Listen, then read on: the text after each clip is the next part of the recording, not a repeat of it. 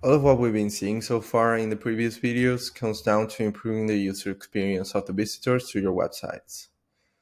The importance of UX in your direct channel couldn't be overstated.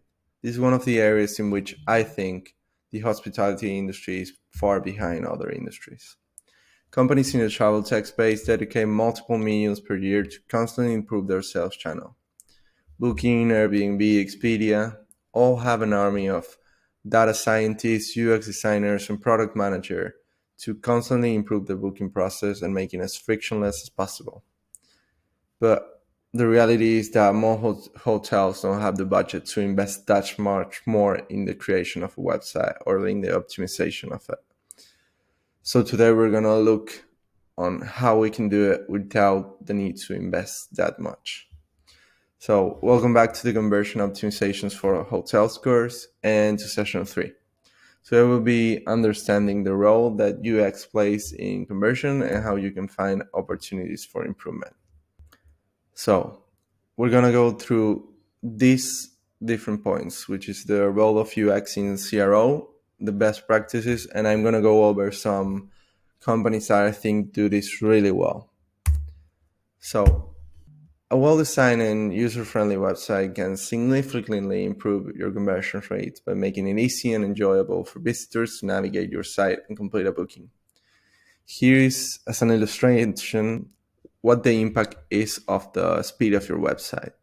So we can clearly see that a well-designed, user-friendly website can significantly increase your conversion rates by making it easy and enjoyable for visitors to navigate and site and complete a booking.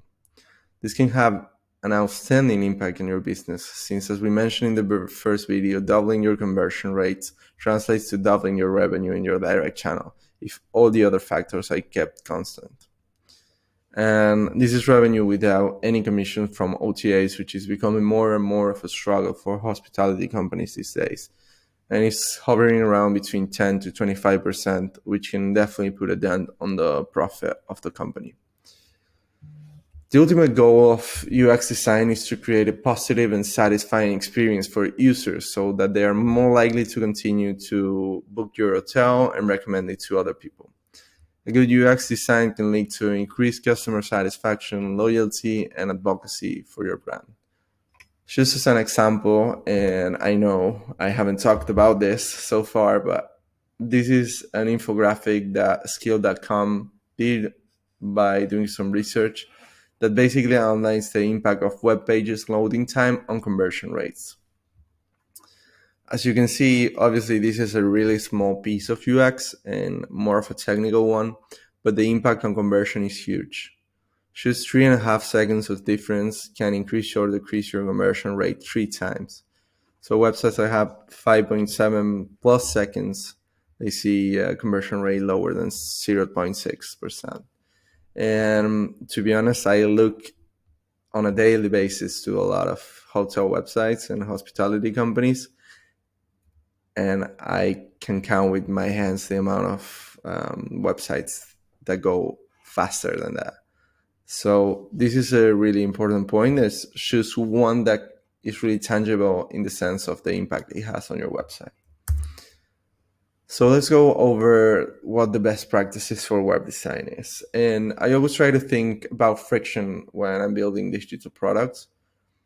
Friction is not always bad. For example, if you want a Rolex, you'll probably need to be evaluated and get on a wait list, and the process is going to be painful and long. And even if you endure through it, you're probably not going to get the watch you want. But that's actually a feature and not a bug of that particular brand. However, when it comes to the 98% of companies that are not that well established, frictions usually means lower conversion rates. So we basically want our websites to be clean and intuitive with clear call to actions and represent the brand really good. It can show in the way of bad website performance. When I see bad websites, it can show in the way of loading times. It can show on a complex navigation when the user had to think about where to go next instead of that being evident. We don't click call to actions, which are usually part of the problem. really bad mobile design that makes a website unusable on your phone, and many, many more. So today we're just going to stick with three ones and a bonus one that I'm going to show. But it's a really big macro thing that we can look at, and there's always room for improvement. So let's go through the first one, clean and intuitive design. Someone in the UX space at some point find multiple like commandments or rules, and he assembled them into what's called the laws of UX. You can look it up, and I'm going to leave it in the results section. But one of my favorite one is Jacob's law. Jacob's law basically says that users spend most of their time on other websites, so they prefer your site to work the same way as all the other sites they already know. A mouthful, but that's basically what it means. Users spend most of the time looking for hotels in booking.com, in Airbnb, in Marriott, so they expect your website to behave similarly. This is good in so many ways because it means that we don't really need to reinvent the wheel. Just sticking to what is working for the biggest booking brands is going to work for you. And this specifically means three things that I see over and over, which is a search form where you basically input where you're going, what dates, and how many people. An easy way to see the properties and rooms, and making the checkout as short as possible and as easy as possible for the guest. If you get these three right, you will be better than 90% of your competition. I want also to show you how easy it is to book on Airbnb. We're going to do that later when I show you the success cases, but that is what you're competing against. And you need to help them make a decision. You need to showcase your hotel in all its brilliance, and you need to help them book fast once they make the decision. There's a few more details that you can add, like a guest checkout. That's a must. Show some kind of progress indicator in the booking process, and maybe offer some kind of incentive like first time discount or loyalty points or different ideas that can spark up from what your guests, how you know your guests.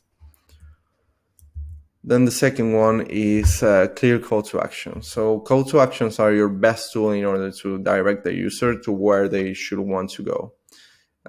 If they're looking for a room, they need to go to book room. If they're trying to see the properties, they'll view the property. A lot of times, however, it's not easy to understand what the next step is on some websites, either because the call to action is actually not visible or because the text is not clear as what you're doing. Effective call to action should be clear, concise, and relevant to the user. They should also be prominently placed on the page so that users can easily find them and interact with them. And even though there are some few practices to follow, like constructing colors, I think the key here is to always be testing, changing the text, changing the placement, changing the colors, and trying to see what works best. I've seen some instances in which changing call to action improve conversion rate for up to like 55%, I think, if I remember correctly. But that's the power it has, and it's really easy to do.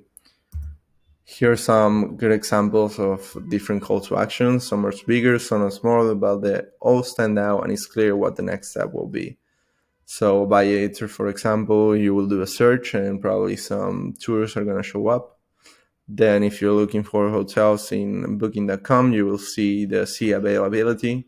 So you can know what room to book or what you're seeing and see the property in more detail. And last but not least, Airbnb always has the call to action button pinned to the bottom. Last but not least, going back to the same example as last time, the guest from a hostel is very different from the guest of a boutique hotel. So your digital experience is a first impression a potential guest. It's not anymore when they get to the room. It's not anymore when they get to the front office. It's actually when they visit your website if they book direct. And if they don't visit your website, it's how you portray your hotel in different platforms like booking.com. it needs to be aligned with the hotel identity and be cohesive across the whole journey. There are a multitude of hotels that, because of being integrated with a third-party booking engine, their branding gets completely lost in the checkout process. And here, my biggest recommendation is to try to appeal to your guests and what they look for. If it's elegant, make it elegant. If it's sophisticated, make it sophisticated. If it's vibrant, full of life and fun, make it that way. Your website should communicate your most common guests and make them feel comfortable, make them feel home. Here, I'm using two examples of very different websites and very different targets, which is Hostel World and then the Hoxton.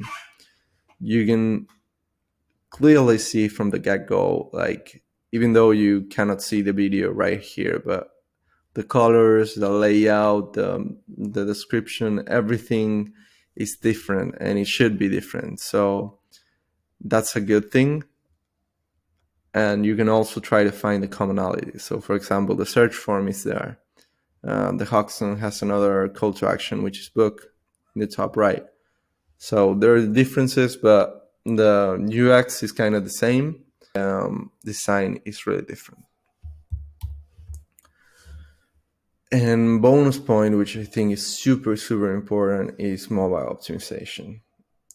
I don't know if you ever found yourself somewhere abroad without access to a computer and trying to use a website that does not work in your phone at all. It's a very frustrating experience. And we found that more than 30% of hotel websites are not optimized for mobile. That's a huge problem in today's day and age. For most of our clients, and this aligns with the worldly, the global statistic, more than 60% of their traffic comes from phone devices, which is more than half. And mobile accounts for 35% of all online travel bookings.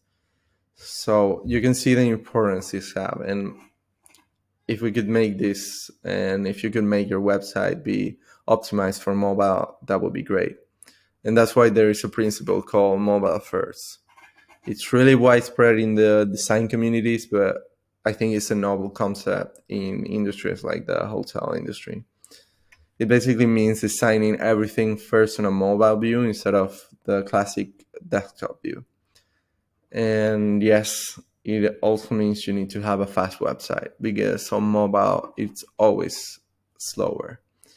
So please don't forget about your mobile users. They will highly appreciate you for that, and it will show on your revenue. I'm going to give you 3 examples of companies that have been able to nail the digital booking process for 3 different segments. We have Airbnb, which is more of a general platforms where you can find budget-friendly options or entire villas from really luxurious. Then we have Outside, which caters to digital nomads with co-living alternatives and a membership. And lastly, we have the Hoxton, which is a upscale hotel with multiple locations between America, Europe, and other places. Okay, so we're gonna do Airbnb first. And you can tell me, Rodrigo, but nobody goes into Airbnb and directly books a place. That makes no sense. And I would agree. But the truth is that you need to make the experience as seamless as possible for when the user makes a decision. And I remember once last year I was in London and I had to book a place, like our plans changed and I had to book a place from one day to the other. And I remember going to Airbnb and literally in 10 seconds, in 10 minutes, I was done with it.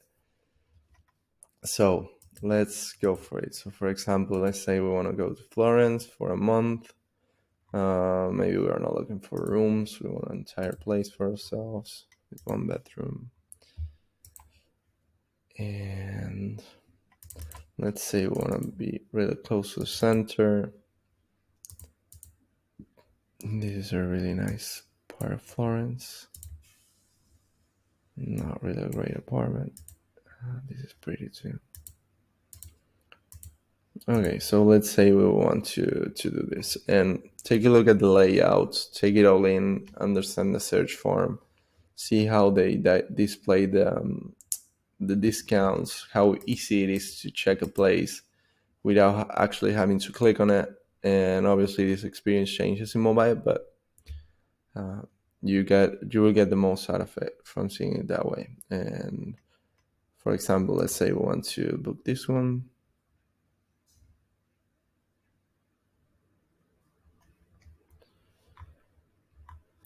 Talking about call to actions, how prominent, how visible, how clear it is, and even has a little effect that's I never noticed. So it's the first time I'm noticing, and you always have that visibility to be able to do that next action even while you're looking at the property.